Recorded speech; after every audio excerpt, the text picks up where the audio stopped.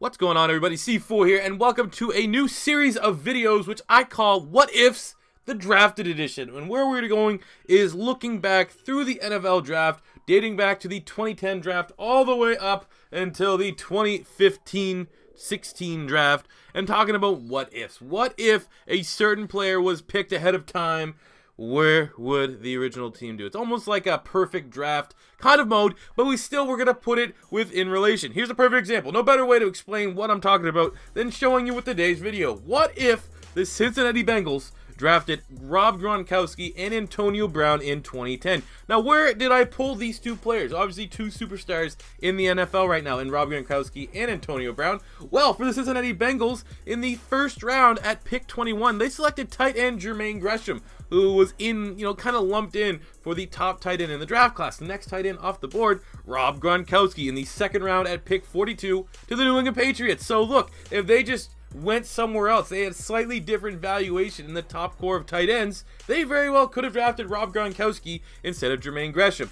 Then, fast forward to the sixth round, where the Cincinnati Bengals select Dez Briscoe at pick 191. Just a couple picks later, divisional rival Pittsburgh Steelers selected Antonio Brown out of Central Michigan at pick 195. So only 4 picks had a difference between the Cincinnati Bengals.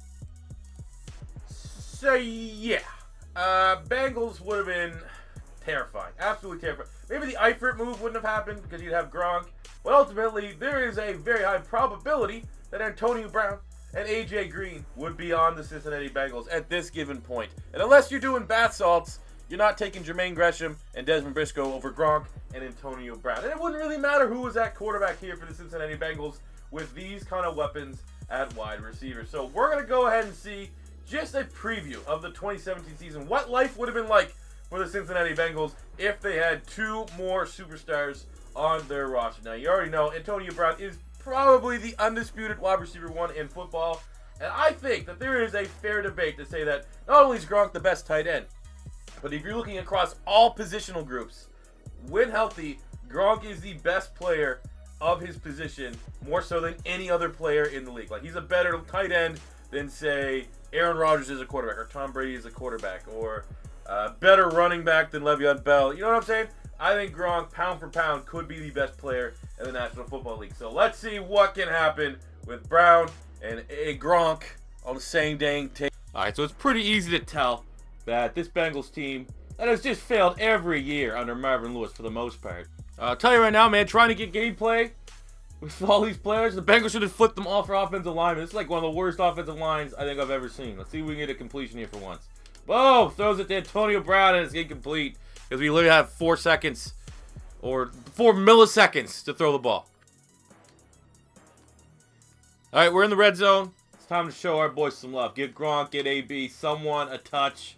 Because right now, I'm actually going to have to throw it up and give some credit to the Ravens defense. Just what happens week 1. That's the game I decided to play. Ravens defense is playing pretty well. Whoever 25 is on the Ravens, I think it's Humphrey, is shutting down Antonio Brown. Antonio Brown has been unable to get past him on a slant, a deep route. Come on.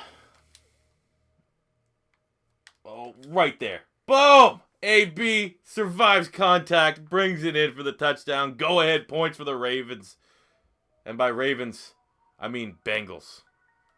First 10 from the 15. The Bengals are moving the ball. We got a lot of backups, and we got AB at the top. Here's what we're doing. We're going to throw a pick. Throw a pick right away. Oh, let's go, AB. Let's go, AB. I don't know what the fuck that was at the beginning of the route, but I'll take it. Second touchdown of the game. Oh, let's go. AB with the hat trick. That was a perfect dime from Andy Dalton. What a pass. We gotta get a replay of that. Marvin Lewis is like, I might not get fired this year. Look at that. Andy Dalton slinging it. Actually gets time to throw it. And you better believe AB with that perfect route running, perfect catching is going to come down with that between Eric Weddle and 23. And that's Tony Jefferson. You put 2 safeties deep, going to beat you every time. Oh, come on, AB. Oh, we need a sack. That's the 8th sack of the game. But we still were able to get the victory. Let's see. We obviously were going to pass it heavy in this offense. So Gronkowski, 8 catches, 126 yards. Antonio Brown, 5 catches, 105 yards. 3 touchdowns as this 2010 draft class, if there was a do-over, would have been utterly dominant. AJ Green also chipped in with 92 yards. So we're going to sim out the rest of this season. We're going to see how dominant it is. I'll answer the question. Remember, the most important question of this entire video is that if the 2010 draft class was a little bit more perfect for the Cincinnati Bengals, would they finally get a playoff win? Well, this is a Madden experiment that we are going to find out. Oof. Oof.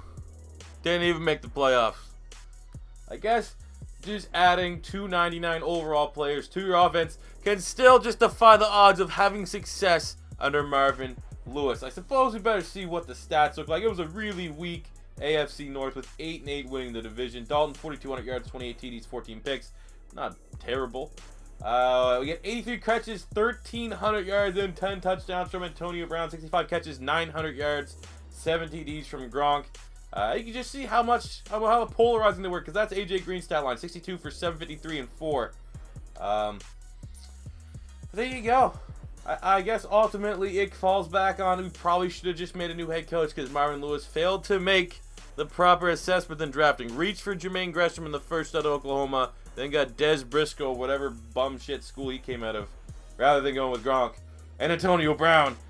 But yeah, you know, ultimately it comes down to it's Marvin Lewis. It's Marvin Lewis. What has he ever done right in his life?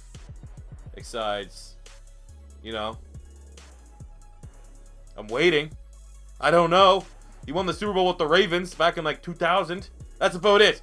But yes, guys, that is our first little experiment. I have, we'll say 15 or so, you know, what ifs based around draft picks. Like I said, they're all close. Like, you know, if you have any suggestions, feel free to let me know. I might already have them down as a suggestion. But, you know, keep them within the realm of possibility. Like, Gresham was the first tight end taken in the first round by the Bengals. Next tight end at the board was Gronk. Dez Briscoe was in the 6th round, 191. Antonio Brown, 6th round, 195. So, picks that are very, very similar that could realistically have changed as well as, you know, changed the franchise as well as actually happened in the draft. That's kind of what we're looking at here in terms of experiment. No player's super, super old. Like, we did something with Tom Brady because he's so, you know, we're only doing a 1 year, but, you know, guys that are near the ends of their careers might not give you the best representation of what could have happened. But I guess we do know long-term, Antonio Brown and Gronk would have been the top 2 weapons on the Bengals. And they kind of made AJ Green look a little bit like an afterthought. So, if, you know, you tell that to any Bengals fans that AJ Green will be struggling to put up the same kind of numbers that Brown and Gronk would, they'd be pretty excited. Because that means you'd have the most prolific receiving threat in the NFL. So that does it for me today, guys. Thank you for watching. As always, if it's your first time stopping by, don't be afraid to hit that subscribe button. And until next time, it's C4 saying peace out.